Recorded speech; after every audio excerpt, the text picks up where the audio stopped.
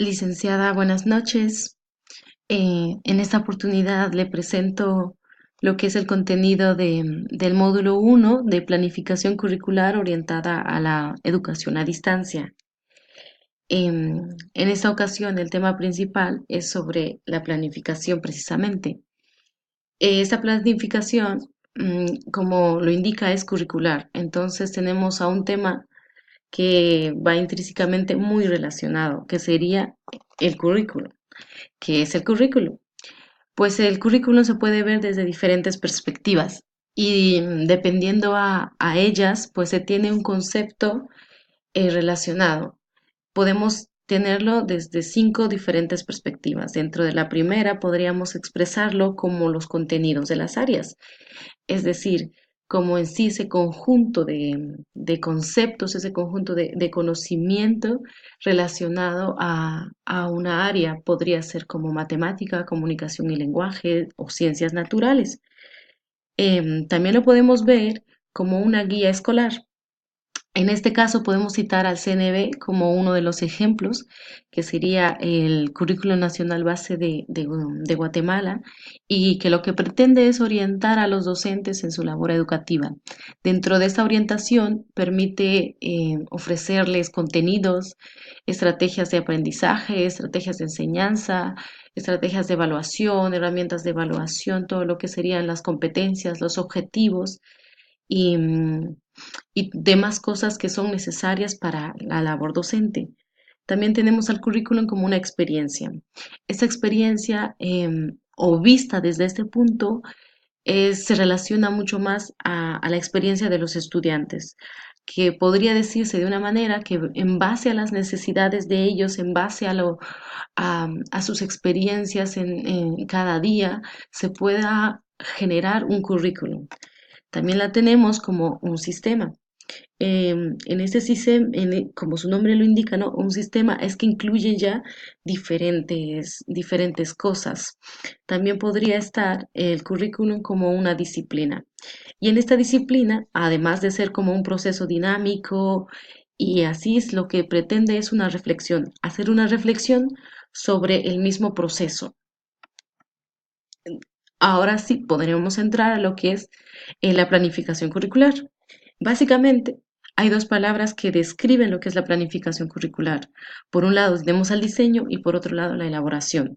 Al unir estas dos palabras, lo que podemos encontrarnos como planificación curricular sería el diseño y la elaboración de, del currículo, ¿no? De todo un planeamiento sobre el currículo.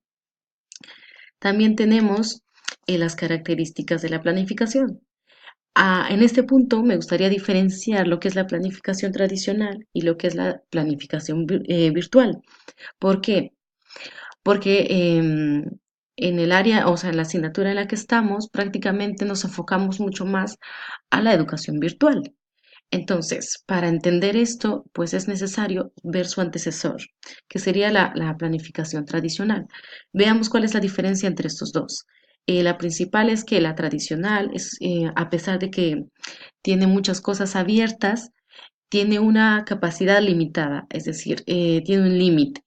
En cambio, la educación, o sea, la planificación virtual, lo que hace es que em, se apoya de las nuevas tecnologías, de las TICs, y esto hace a que sea mucho más abierta.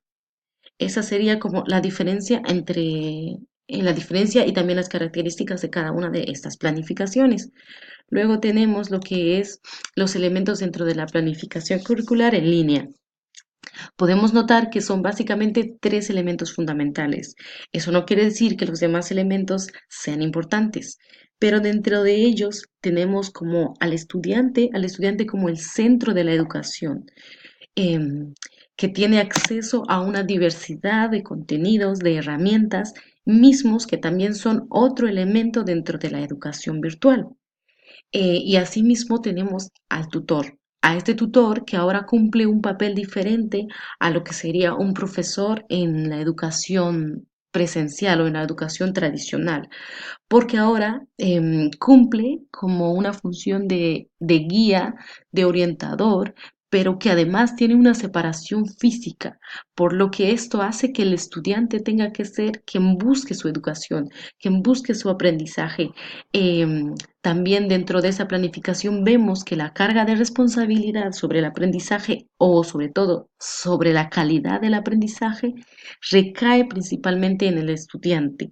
¿Por qué? Porque a través de todas las herramientas que tiene, no tiene excusas para poder decir que no tiene información o que no tiene, o sea, más bien ahora ya no tiene muchas barreras. También tenemos los niveles de concreación curricular aplicadas en la educación virtual. Prácticamente tenemos tres niveles, ¿no? El nivel macro, que sería un poco al nivel nacional. Esto es cuando diferentes personas con sus en sus áreas de conocimiento eh, aportan sus experiencias, sus conocimientos para formular un solo proyecto, para formular un solo currículum, que ha sido el caso de otras experiencias en otros países en los que pues el currículum está formado por arquitectos, por económicos, políticos, por profesores, por una amalgama de profesionales. El segundo nivel curricular es el mesocurrículo, que estaría un poco más enfocado a los directivos, ¿no? A los directivos regionales o a los directivos de los sectores, que en el caso de Guatemala, pues tenemos divididos por sectores, entonces cada uno de esos sectores haría lo que es el mesocurrículo. Luego tenemos el tercer nivel, que sería el microcurrículo. Esto es uno de los niveles más importantes, no por ser el tercero, sino por la importancia en la implicación que tiene, porque esto iría directamente al aula. ¿No? Este nivel de currículo está en el día a día de los profesores, de los estudiantes, de la comunidad educativa.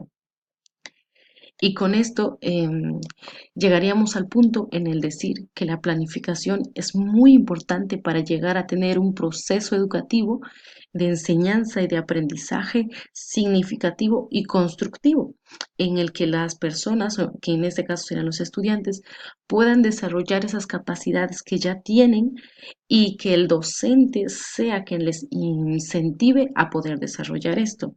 Entonces, muchas gracias por su atención y hasta aquí.